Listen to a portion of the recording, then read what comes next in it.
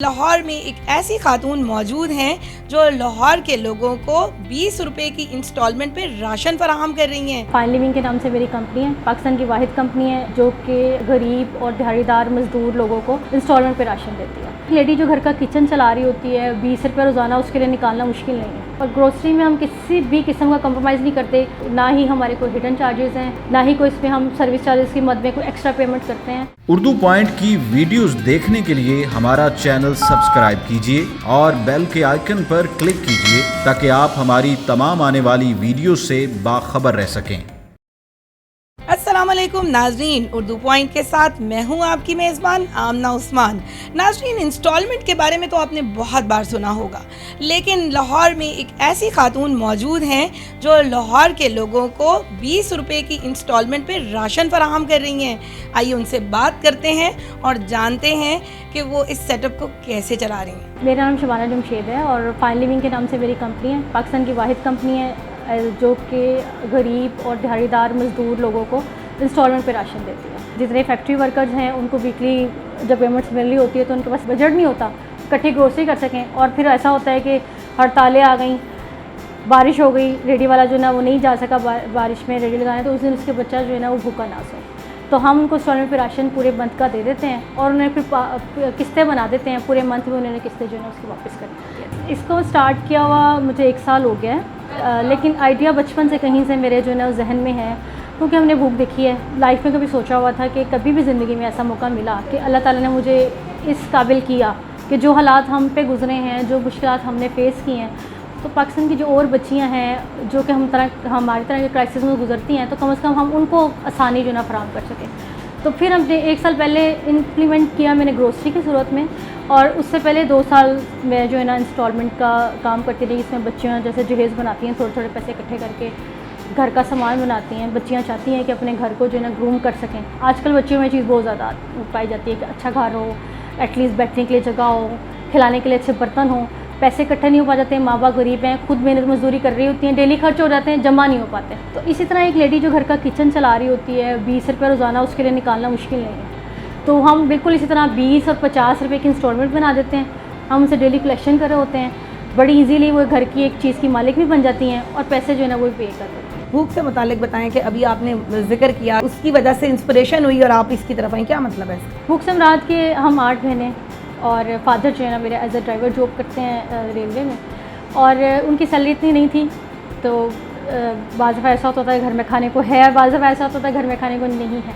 हम सारी बहनों ने बहुत ज़्यादा स्ट्रगलिंग की, अपनी मेहनत से सब आगे आई, और एक ऐसा भी हमारे पर एक फेज़ गुजरा कि हमारी मदर ने कोशिश की कि हम सारी बहनों को जो है ना मार दिया जाए। जो बड़ी सिस्टर होती है घर की या सबसे बड़ी बहन होती है, वो बड़ी सेंसिटिव इन मैटर्स में होती है, तो वो बड़े क्लोजली देख रही होती है। तो वो जो भूख है उसको बर्दाश्त किया, और वो जो तकलीफ़ें थी उसको बर्दाश्त किया, घर की चीज़ों को कैसे आसानी में कन्वर्ट करना है। जैसे ही मैं बिज़नेस में आई, इंस्टॉलमेंट से शुरू होने के बाद जो मेरा मेन पर्पस था कि भूख से कैसे बचाया जाए। बेसिकली आपके बच्चे घर में भूखे हैं तो आपका जहन किसी भी क्रिमिनल एक्टिविटी की तरफ बासानी जा सकता है। आपके बच्चे घर में खाना खा के सो रहे हैं, आपके पास आज काम नहीं है, तो कोई बात नहीं, फाइन लिविंग आपको राशन फराहम करेगा। आप कल कमाएँ कल दें, आपका 1 महीने का राशन हम डाल देते हैं। आप आपके पास कल नहीं है, आफ्टर वीक काम आ जाता है। आप डिसार्ड ना हो, आप खुदकुशी की तरफ ना जाएं, आप किसी क्रिमिनल एक्टिविटी की तरफ ना जाएं, आपके जहन में कोई बुरा ख्याल ना आए खुदा ना खास्ता मैं अपने बच्चों को मार दूं, क्योंकि माँ जो है ना भूख बर्दाश्त नहीं कर सकती। इस सारी परेशानी को दूर करने के लिए फिर मैंने अपना जो है ना ये आइडिया मार्केट में लेके आई, और अल्हम्दुलिल्लाह आज 1000 से ज़्यादा कस्टमर हैं हमारे। और ग्रोसरी में हम किसी भी किस्म का कंप्रोमाइज़ नहीं करते। एक गरीब ख़ानदान का फ़र्द अगर घर पे लेके जाता है तो वही आला क्वालिटी की दाल खाता है, वही आला क्वालिटी का घी या ऑयल लेके जाता है, जो कि किसी भी अमीर आदमी किसी बड़े मार्ट से लेके जो है ना वो जा सकता है। इंस्टॉलमेंट पे आप लोगों को चीज़ें देते हैं, क्या लिमिट होती है इसकी कि किस लिमिट तक की चीज़ जो है वो आप कितने पैसों तक दे सकते हैं? जो सबसे बड़ी आइटम है हमारे पास वो फ़िलहाल वाशिंग मशीन की है। उसके अलावा आयरन, ब्लैंकेट्स, बेडशीट्स, इसके अलावा चेयर सेट होता है हमारे पास, सिलाई मशीन होती है, डिनर सेट्स होते हैं। मोस्टली वो बच्चियां जो घरों में काम करती हैं और वो अपना जहेज़ बना रही होती है साथ साथ थोड़े थोड़े पैसे करके, वो जब उनको पेमेंट्स मिलती हैं वो साथ साथ अपना जहेज़ भी बना लेती हैं। उनके पास एक बटनाइज भी नहीं होती हैं वो बच्चियाँ। तो इसी तरह फिर जो औरतें फैक्ट्री वर्कर्स हैं, जिनके पेरेंट्स फैक्ट्री वर्कर हैं, उनको वीकली जब इंस्टॉलमेंट वो पे कर रहे होते हैं, एक चीज़ भी उनकी बच जाती है और घर की भी चीज़ बन जाती है, उनका जहेज़ का सामान भी बन जाता है। हमने इसी तरह उनको जो ना एक ईजी इंस्टॉलमेंट जो उनको आसानी होती है, उस पर बना के देते हैं। वो कहते हैं हम 20 रुपये रोज़ाना दे सकते हैं, हम 20 रुपये लेते हैं। वो कहते हैं हम 100 रुपये रोज़ाना दे सकते हैं, हम 100 रुपये रोज़ाना लेते हैं। और इसी तरह इंस्टॉलमेंट का जो हमारा ग्रोसरी का है, उसमें भी हमने तमाम grocery items, even stationery items भी, गरीब का बच्चा अगर स्कूल जा रहा है और वो लंच बॉक्स और टिफ़िन उसको चाहिए या वाटर बोतल चाहिए, तो वो भी हमारे से जो ना ग्रोसरी में वो लेके जा सकता है इंस्टॉलमेंट पे। इस तरह के बच्चे कम से कम एहसास से कमतरी का शिकार नहीं होते, जैसे कि हमने बचपन में बहुत सारे फेजेस देखे। सबसे ज़्यादा कीमत की आपके पास कौन सी ऐसी चीज़ है जो सबसे ज़्यादा महंगी है? वाशिंग मशीन 8,000 रुपये की है, ठीक है। और इसके अलावा लेकिन ग्रोसरी हम 12,000 तक की भी देते हैं। शुरू का जो हमारा पैकेज है वो 3000 का है। उसमें हम कस्टमर से गारंटी लेते हैं, गारंटी चेक, नेबर से गारंटी होती है, आईडी कार्ड की कॉपी होती है। उसके बाद हम ग्रोसरी उनके घर पे प्रोवाइड करते हैं। उसके बाद जब वो 3000 की इंस्टॉलमेंट हमें पे कर देते हैं, तो फिर हम उनसे अगली इंस्टॉलमेंट पर चलाते हैं। फैमिली बड़ी है और उसकी नीड 8,000 की भी है और 10,000 की भी है, तो हमारी मैक्सिमम लिमिट जो है ना वो 5,000 से लेके 15,000 तक की ग्रोसरी हम यहाँ से जो है ना उनको देते हैं, जिसको उन्होंने पे करना होता है 1 मंथ की इंस्टॉलमेंट के ज़रिए। कस्टमर को बिल्कुल ही मार्केट प्राइस पे राशन देते हैं हम लोग। इसमें ना ही हमारे कोई हिडन चार्जेस हैं, ना ही कोई इसमें हम सर्विस चार्जेस की मद में कोई एक्स्ट्रा पेमेंट करते हैं। इसमें हमने आम कस्टमर के लिए होलसेल से रिटेलर को निकाला है और कस्टमर को डायरेक्ट कर दिया, यानी रिटेलर्स के मार्जिन हमने निकाल दिए हैं। आटा जो है मार्केट में इस टाइम 880 से लेके 900 तक का है। आप हमारे पास आएंगे तो जो हमारी होलसेल प्राइस है वो 850 या 860, जो भी मार्केट है आपको उसी में मिलेगा। अब चीनी जो है वो मार्केट में इस टाइम होलसेल प्राइस जो है वो 90 का है, तो आपने एक बोरी भी लेनी है या आपने आधा किलो भी लेनी है तो आपको 90 के ही हिसाब से मिलेगा। और अगर आप बात करती हैं इंस्टॉलमेंट की, तो जो इंस्टॉलमेंट पे है हम उसे मार्केट प्राइस चार्ज करते हैं, एक्स्ट्रा कुछ नहीं पे करना पड़ा, मार्केट प्राइस पे आपको चीज़ें जो है वो मिल रही है। गुलशन भी है हमारे पास, डुबनपुरा है, दरोगे वाला है, ठीक है। इसके अलावा हमारे पास जो है ना वो शेरा कोट है, चादरा तक जाता है हमारा राशन जो है। बेसिकली मेरा काम गरीब को सोलह देना है, तो मैंने वर्कर्स में भी इसको बड़ा जो है ना वो अपने मद्देनज़र रखा है। हमारे पास जितने रिकवरी मैन है मोस्टली जो है वो गवर्नमेंट जॉब करते हैं मॉर्निंग में, उनकी वो गवर्नमेंट जॉब करते हैं, उनको देखते हैं तो अपने फादर की तरह कि वो उनकी सैलरी इतनी नहीं है, तो वो इवनिंग में हमारे पास जॉब करते हैं, पार्ट टाइम जॉब करते हैं। इस तरह की उनको अच्छी अर्निंग आ जाती है।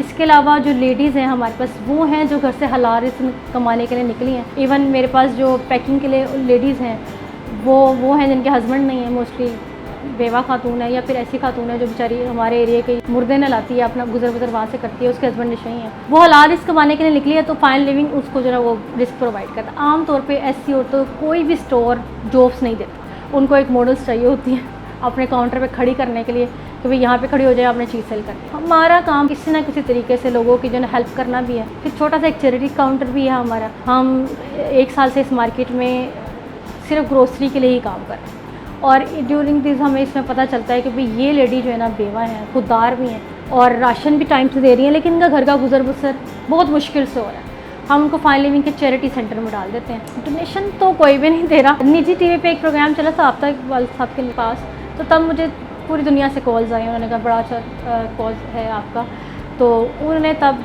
थोड़ी सी मेरी हेल्प की थी। और तब जो है ना फिर हमने लॉकडाउन उन्हीं लोगों के ताउन से तकरीबन 1000+ लोगों को फ्री राशन जो है ना वो डिस्ट्रीब्यूट किया था। लेकिन बेसिकली हमें कोई फाइनेंस नहीं करता, ना ही ये NGO है, सिर्फ मैं अपने ही तर्ज पे काम करती हूँ। और लोगों के लिए मेरा मतलब जो है ना या मकसद जो है वो लोगों को सिर्फ अच्छी सहूलत देना है या उनके काम आना है, किसी भी तरीके से आ जाऊँ। बेसिकली जिन लोगों के लिए काम करते हैं वो उन बेचारे के पास स्मार्टफोन्स ही नहीं है, तो वो तो रब्ता करने के लिए हमने भी कोई वेबसाइट बनाई भी नहीं, क्योंकि हमारे कस्टमर भी वेबसाइट वाले हैं भी नहीं। फिलहाल तो नंबर हैं हमारे पास, वो हमारे नंबर्स पर रब्ता कर सकते हैं, हमारे मेम्बर बन सकते हैं फाइन लिविंग के, और इसी तरह हमारे से कॉन्टेक्ट जो कर सकते हैं ऑफिस के नंबर। बेसिकली जिस तरह का माहौल चल रहा है, आप जिस तरह की न्यूज़ सुन रहे होते हैं, शॉपकीपर्स हजरात जो हरकतें कर रहे होते हैं छोटी बच्चियों के साथ, लेडीज़ के साथ, ये वाला कॉन्सेप्ट भी हमने मार्केट में दिया है कि एक बच्ची है वो अकेली आके हमारे पास लेडीज़ एटमॉस्फेयर में शॉपिंग कर सकती है। आप छोटी बच्ची आ जाए, खातून है, बड़ा कंफर्टेबल फील करती हैं, आके यहाँ पे शॉपिंग कर सकती हैं। कॉन्सेप्ट मैंने ये भी दिया है कि कुछ ख़वातीन जिनके हस्बैंड कोई काम नहीं करते, वो कहती हैं हम क्या करें, ठीक है हम कुछ नहीं कर सकते। क्यों नहीं कर सकते, जब मैं अपने घर में अपना स्टोर बना सकती हूँ, ठीक है, तो वो एक घर में तो रहती हैं, वो एक छोटी सी परचून की दुकान खोल के अपना सोर्सेज ऑफ अर्निंग जो है ना वो बना सकती हैं। उन ख़वातीन के लिए क्या मैसेज देना चाहेंगी जो ये कहती हैं कि हमारे घर के हालात अच्छे नहीं हैं और हम कुछ कर नहीं सकते, किस तरह ज़िंदगी गुजारें? आपने भी माशाल्लाह से बाकायदा तौर पर हालात ख़राब होने के बावजूद जो है वो उठ कर कमाना शुरू किया और इस तरह से एक इतनी ज़बरदस्त ऑर्गेनाइजेशन की बुनियाद डाली, क्या मैसेज देना चाहेंगे? मैसेज तो मैं यही देना चाहूँगी कि ऐसी ख़वातीन जो कंप्लेन करती हैं उनको चाहिए कि कंप्लेन करने के बजाय थोड़ी सी हिम्मत करें। मैंने अक्सर ख़वातीन को ऐसी भी देखी जो कहती हैं हमारे हस्बैंड कुछ नहीं करते, हम क्या करें। भी आप क्यों नहीं कुछ कर सकती? बच्चों का फ़र्ज़ अगर बाप अदा नहीं कर सकता तो आप माँ आप कर सकती हैं, आप करें, आप आए मैदान में। बहुत सारे काम है जो ख़वातीन जैसे मैं कर सकती हूँ, एक घर में रह के, एक 8 बहनों के ऊपर सर्वाइव करने के बाद। मैंने मैट्रिक की अपनी फ़ीस नहीं थी तो मैंने दुपट्टे, मेरी फर्स्ट अर्निंग दुपट्टे काटने की थी, मैंने दुपट्टा काटने से अपना स्टार्ट किया और 3 दिन में 3 दुपट्टे काटे थे बहुत बड़े बड़े। और तब कहीं जाके अपनी बुक्स परचेज़ की थी, कॉलेज के लिए जाना था, वहाँ से लेके और आज हज़ारों फैमिली मेम्बर्स हैं फायर लिविंग के। तो कोई भी खातून क्यों नहीं कर सकती, सिर्फ बात है हिम्मत करने की। मैं गवर्नमेंट एम्प्लॉई हूँ, ठीक है, और गवर्नमेंट एम्प्लॉई के लिए जो कम सैलरी वाले के लिए सबसे बड़ा ये बेनिफिट है कि ये इंस्टॉलमेंट मैं एक मंथ में जितनी मर्ज़ी करवा सकता हूँ, चाहे 3 करवा लूँ, चाहे 4 करवा लूँ या महीने में 2 करवा लूँ। ये भी ऑप्शन है मेरे लिए कि मैं सैलरी बेस पे कर सकता हूँ कि मेरी सैलरी आएगी और मैं इसको पे कर दूँगा। तकरीबन एक मंथ की कोई 10-1 हज़ार की बन जाती है, 2500 रुपया हफ्ते बार दे देता हूँ। मैडम ऐसा है कि बाज़ घरों में आपको पता है माहौल ऐसा है, वहाँ बाहर निकलने की इजाज़त नहीं होती और चूँकि हस्बैंड गवर्नमेंट मुलाजिम है, वो डे टाइम में घर भी नहीं होते, तो उसके लिए हमें ये इधर ये बेनिफिट है कि लेडीज़ हैं, हमें घर से इजाज़त मिल जाती है कि भी जब भी हम आएँ यहाँ से चीज़ें खरीदें। दूसरा यहाँ ये फ़ायदा होता है कि हम लोग कैश पे भी ले लेते हैं और हम लोग इंस्टॉलमेंट में भी ले लेते हैं। एक्चुअली ये होता है कि घर के जो से तमाम अखराजात है ना वो मैं खुद करती हूँ, तो ज़्यादा मेरा ये होता है कि मैं मंथली ले जाती हूँ, लेकिन अगर दरमियान में भी ज़रूरत पड़ती है तब भी ले जाती हूँ। मैं मैडम वीकली देती हूँ। मेरी तकरीबन ग्रोसरी का मेरा जो सामान है वो 5 से 6 हज़ार का बन जाता है। फैमिली हमारी छोटी है ना। होलसेल रेट पे ये दस्तयाब है हर चीज़ और अच्छा भी लगा आके, डिस्काउंट पे हर चीज़ मेरी है, सहूलत भी है हर चीज़ की। एक वर्किंग वूमेन के पॉइंट ऑफ व्यू से अगर बताऊं, क्योंकि मैं खुद वर्किंग हूँ, तो ये जो एरिया है यहाँ बहुत छोटी छोटी दुकानें हैं जहाँ पे हर जगह पे हर चीज़ अवेलेबल नहीं है। आई मीन डिफरेंट चीज़ें लेने के लिए डिफरेंट स्पॉट पे जाना पड़ता है और मैं बहुत लेट आती हूँ, मैंने कुकिंग करनी होती है, मुझे जल्दी जल्दी बस सारी चीज़ें साथ चाहिए होती हैं, तो उसके लिए ये बड़ी अच्छी जगह है कि एक साथ सब कुछ अवेलेबल है जो एक प्रॉपर डिपार्टमेंटल स्टोर में होना चाहिए। तो उसके लिए ये बड़ा अच्छा पॉइंट है। और सेकंड जो मुझे मेरा कंफर्ट लेवल जिस चीज़ पे है कि यहाँ पे एक फ़ीमेल हैं रन कर रही हैं इसको, जिनके साथ मैं काफ़ी कंफर्टेबल रहती हूँ। मेरे हस्बैंड ना भी अवेलेबल हो तो लेट नाइट वापसी पे मैं आती हूँ, इनसे मिलती हूँ और ये मेरे साथ थोड़ा हेल्प करती हैं, तो ये अच्छा रहता है मेरे लिए। क्वालिटी और प्राइस के हिसाब से बताएंगे किस तरह का ये स्टोर है? जी, मैं एक डेली वेजर हूँ और यहाँ पर तकरीबन जो है मुझे सामान जो है आम दुकान से थोड़ा सस्ता मिल जाता है और क्वालिटी प्रोडक्ट मिलता है। आम दुकानदारों के पास जाता हूँ, वहाँ पे इतनी क्वालिटी प्रोडक्ट नहीं है, कभी आए दिन उनकी कोई ना कोई मिलावट या ऐसी कोई चीज़ मिल जाती है। यहाँ पे ये कि श्योरिटी है कि ये अच्छी प्रोडक्ट मिल जाती है और चीप रेट पे मिल जाती है। और मुझे यहाँ पर एक और बहुत बड़ी फैसिलिटी है, क्योंकि मैं पैसे इकट्ठे नहीं दे पाता, डेली वेजर हूँ, तो मुझे इंस्टॉलमेंट पर भी यहाँ से मिल जाता है कि मैं थोड़े थोड़े पैसे करके इनके पे कर देता हूँ। तो ये एक मुझे बहुत अच्छी फैसिलिटी है यहाँ पर।